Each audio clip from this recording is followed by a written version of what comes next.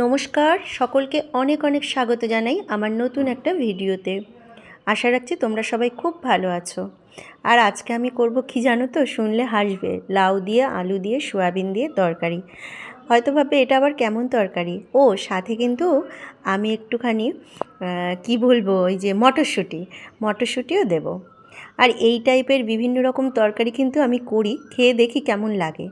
আসলে কি বলো তো, আমার ঘরে আমার মেয়ের ডায়াবেটিস আছে, তো আমি ছোটোর থেকেই, যেহেতু মেয়ের ডায়াবেটিস আছে, আমি একটা আলু দিয়েছি ছোট্ট।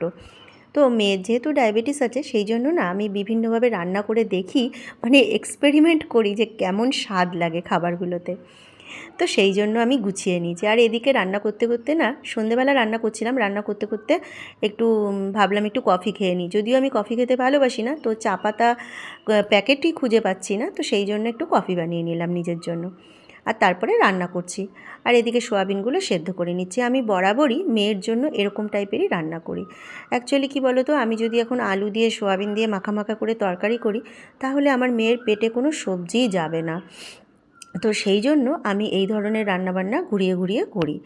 তো যাই হোক, আমি আশা করি খারাপ লাগবে না। আমি কিন্তু একটু পেঁয়াজ দিয়েছি, টমেটো দিয়েছি, জিরে গুঁড়ো দিয়েছি, নুন, হলুদ, আর দিয়েছি হচ্ছে আদা, কাঁচা লঙ্কা, মানে পাকা পাকা কাঁচা লঙ্কা, এগুলো দিয়েছি।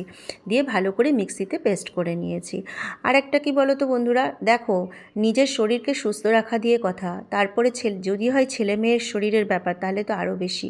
আমি না, জানো তো, যখন আমার মেয়ে আগে স্কুলে, এখন আমার মেয়ে হায়ার স্টাডি করছে, কিন্তু আমার মেয়ে যখন ছোট ছিল, স্কুলে যেত, তখনও কিন্তু আমি একটু তাকে অন্যরকমভাবে ঘুরিয়ে ঘুরিয়ে খাবার বানিয়ে দিতাম। কেমন বলো তো, যেমন চাউমিন বানাতাম, আমি চাউমিনের মধ্যে কিন্তু আলু দিয়ে করতাম না। আমি কি দিয়ে করতাম, পটল কুচিয়ে আর একটা ডিম ফাটিয়ে দিয়ে করতাম। তো আরও বলবো তোমাদের সাথে যে আমি কিভাবে মেয়েকে গুছিয়ে গুছিয়ে খাবার দিতাম। তো এই হয়ে গেল আমার তরকারি। আর কেমন লাগলো তরকারিটা জানাবে কিন্তু।